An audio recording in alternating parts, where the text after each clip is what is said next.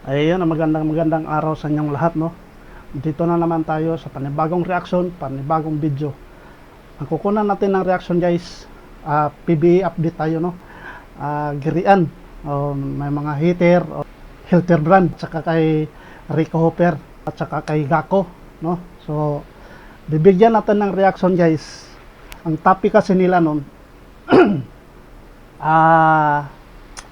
tungkol sa 8 MVP ba si Junmar Pardo sa panahon, no, nung panahon pa ng siguro mga 2000 or 90s, mga ganyan. Kasabayan nila ni Alipik, Dorian Piña, Marlo Aquino, Dennis Espino, at saka si sino pa ba?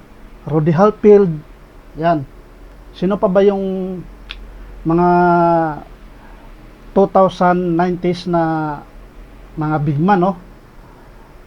So, ang tanong kasi dito, guys, ang pinag-usapan ay ganito. Panoorin natin yung video nila, guys, no? Mag-react tayo anong masasabi natin doon. So, pero maglagay ako ng link dyan sa description box sa kanilang channel, PBA Moto Club. So, kukuha lang tayo ng ating ma-reaksyonan doon kung ano masasabi rin natin, no? So, panoorin natin ng video, guys. Ito ang video nila, guys. Let's go!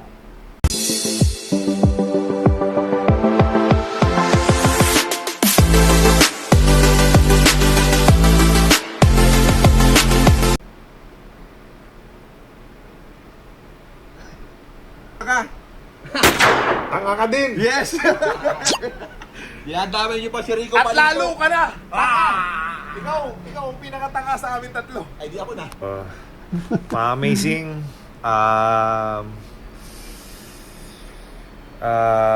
Daming mga comment ngayon, Mr. Lamberto, Yun nga. regarding So, sa naging comment mo kay Mr. Junmar Fajardo, the 8 times MVP. So, halika dito, pag-usapan natin.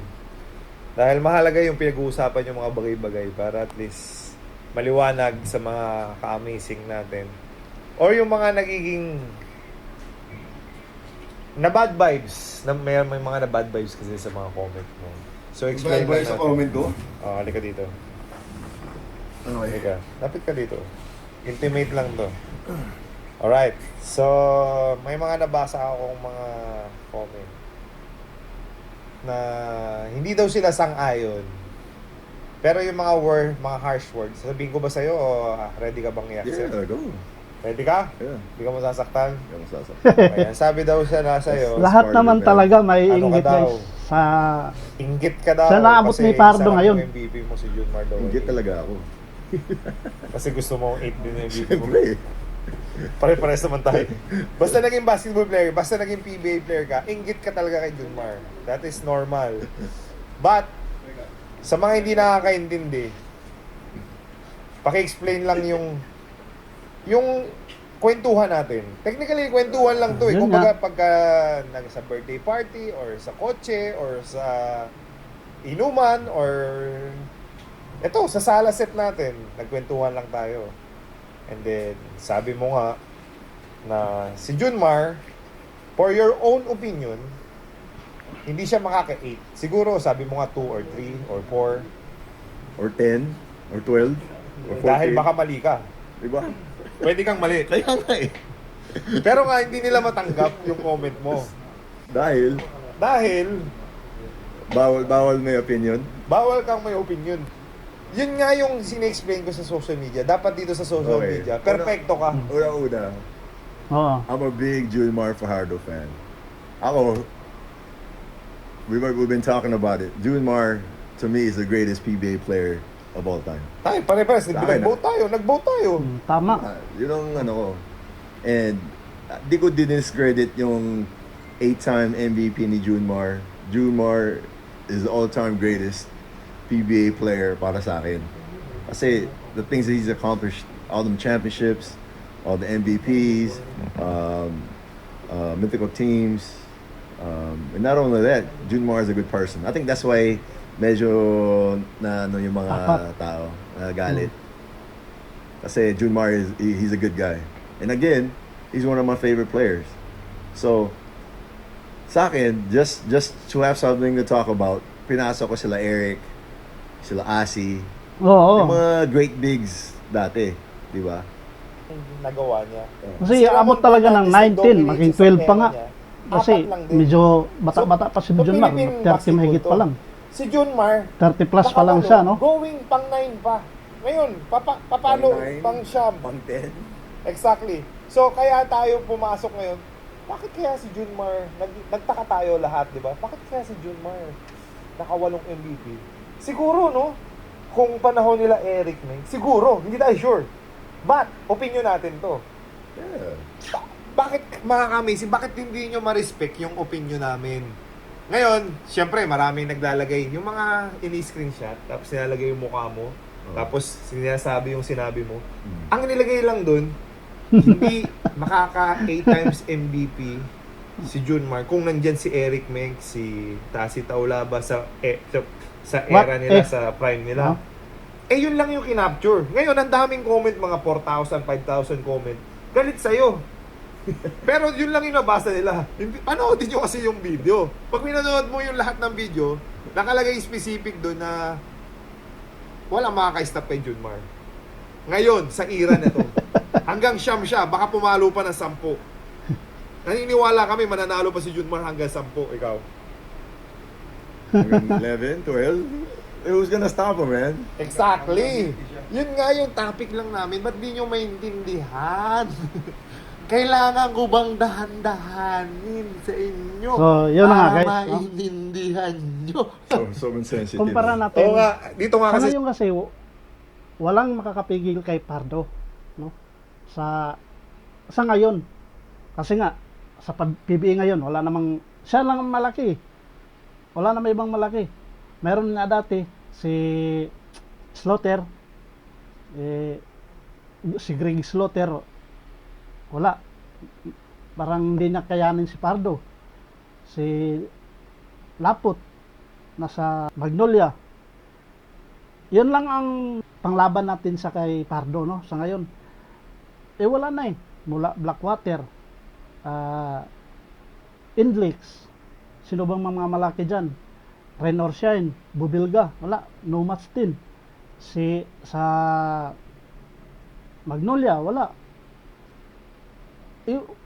Halos lahat na team sa PBA walang pigil kay Pajardo sa ngayon. So yun na nga, papasok ang topic dito na paano kung si Pajardo nakasabayan nila dati sa 90s or 2000 era na sila ni Alipik, yan, si Alipik, si Dorian Piña, Marlo Aquino, Dennis Espino, no?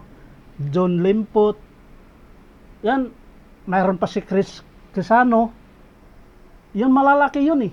Eric Meng, Rudy Halfield, oh, yun. Mga malalaki yun sila, guys. So, kung sila ang nakakasabayan ni Pajardo noon, palagay ko mahihirapan talaga si Pajardo, guys. Sa totoo lang, kung makakuha man siya ng MVP, siguro mga 5 or 6, mga ganun lang siguro, no? Pero sa pagka ngayon kasi walang makapipigil sa kanya. Ako pan ko si Pajardo, no? Di ko naman sa opinion ko ito, no? Opinion ko to, hindi ko naman na minamaliit ko yung 8 MVP ni Pajardo, no? So kumpara lang natin. Kumbaga ibalik natin sa nung 2000 era, 90s era, na nandun sila ni Alipik, sila Dorian Piña, Chris Crisano, yan. Mga malalaki yun eh. So, doon natin sila doon natin ikukumpara si si John Mar Pardo, kung makukuha ba niya yung 8 MVP. Yan, no? So, ikaw guys, sa palagay mo, makukuha kaya niya ang 8 MVP sa era na yon, no? Pero sa ngayon na era, siguro aabot pa nga na siguro ng 12 pa yan eh. Kasi I think si Fajardo nasa 33 pa lang. So mahaba-haba pa yung niyan. Mahaba-haba pa yung takbo ng career sa kanyang basketball. Eh wala naman makapipigil sa kanya. Eh, siguro abot pa ng 12 nga yan eh. Kumbaga wala nang makapigil sa kanya talaga guys. So yan, hanggang dyan na lang siguro ang topic natin guys. Maglagay lang ako ng link sa PBA Moto Club dyan sa description box para mapanood niyo buuhang video sa topic na ito. Kanya, opinion nila yon. So ako din, may opinion din ako, no? Yun din ang opinion ko guys, na kung siguro si Fajardo makakuha lang siguro sa era ng 90s or 2000, siguro makakuha lang siguro siya ng mga 6 or 5.